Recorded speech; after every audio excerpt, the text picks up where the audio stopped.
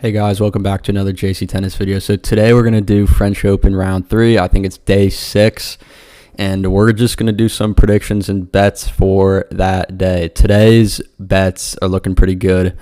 We had, Misalic, he's in the 4th set right now. I know we had him. Roca covered and won. And then Musetti pushed. And I'm trying to think of one of my other ones. I don't remember them all, but I think the 4th one hit. I think it's 3-1. It's looking like on those plays that I put out yesterday.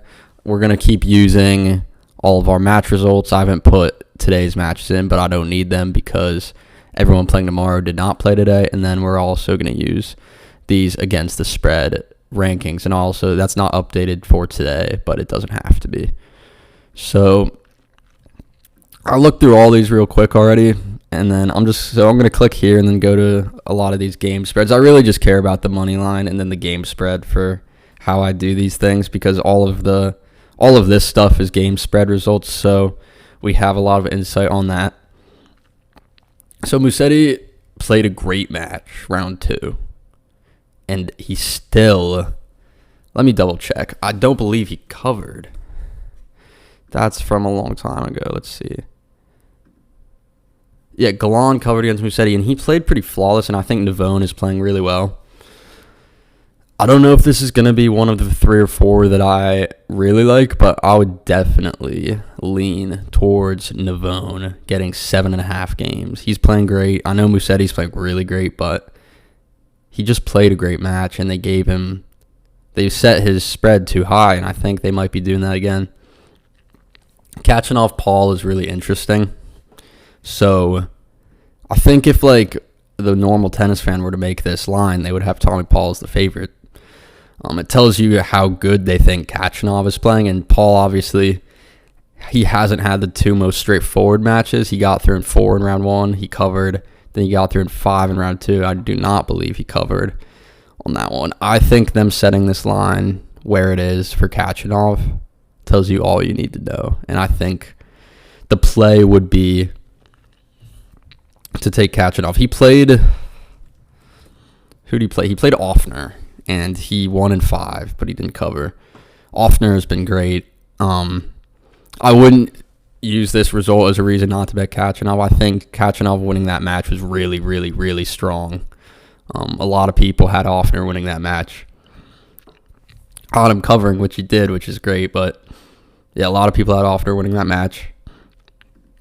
And if I were to go aside here, there's plays I like more than it that I'm going to get to, but I'd go Khachanov.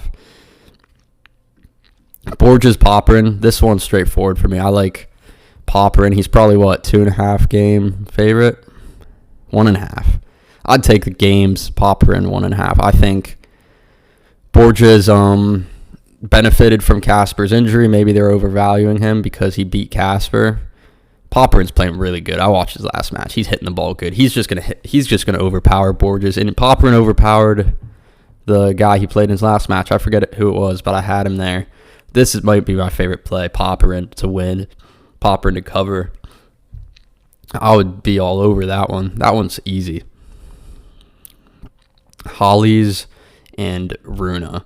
These are 2 great players against the spread. Let's get to these guys' records against the spread.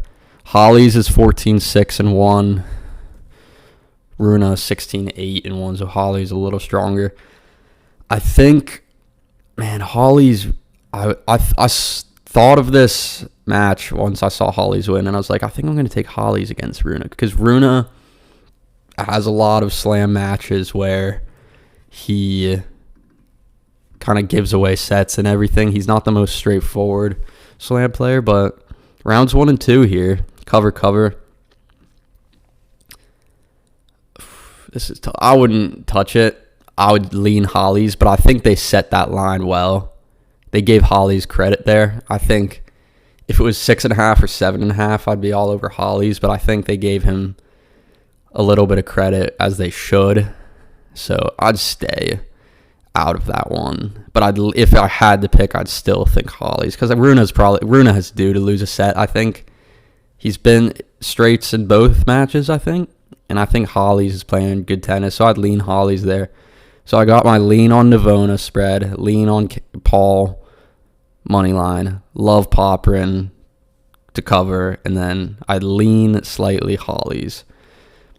I think Shelton's not gonna win. They're giving Gigante credit, as they should, for a big win. Shelton didn't play good round 1. He didn't even have to play round 2. He's not, obviously, clay's not his preferred surface. This guy Gigante, I'm not going to pick against him. He's the best. Well, Rocco might be better than him, but against the spread this season. But let's go. Gigante is glitching out on me here. That's, for 17 matches played, that's the best by far. Rocco only has 9 matches played, and he's 8-1.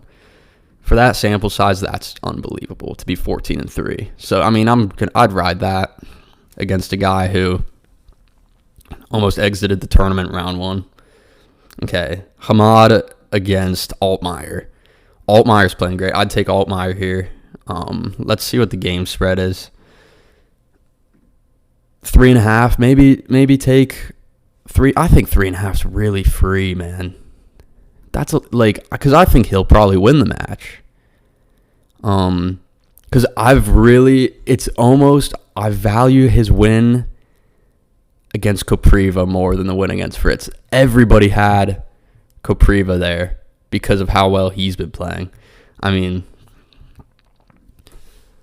we can look at, he was 8-3-2 and really hot, and Altmaier disposed of him pretty easily. And I know Hamad's playing great. He was hitting the ball real good against Cerundolo's brother in round 2, but Fritz, and then another really impressive win. I think that's, as an underdog, and you're getting him as an underdog. I think as I'm talking more, I think just take because either they're just really right about how they set this and Hamad will win, or they're not valuing Altmaier's win against Kopriva as much as they should, which I think it was big. So I'd take Altmaier money line.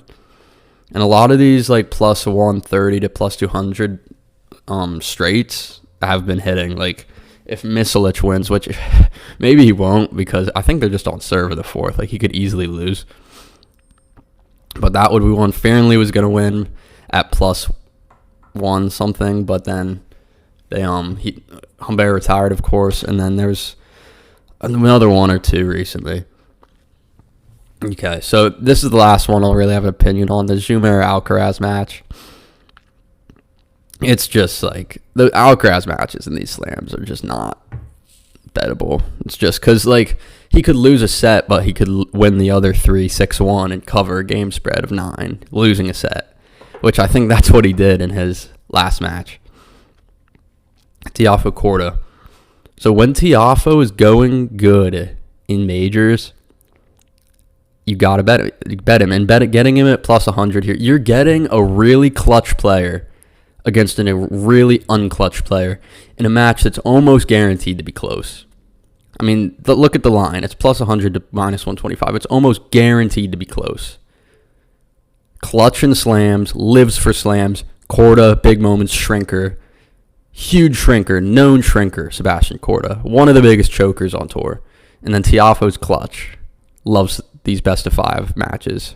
A chance to go to the second week of the French Open. And this is my favorite one. Favorite play is Frances Tiafoe. Which, never thought I'd be saying that, but there it is. Day 6, French Open. My 2 favorites for sure, Popper and Tiafoe. Take Altmaier, Gigante. Those would be my 3 and 4.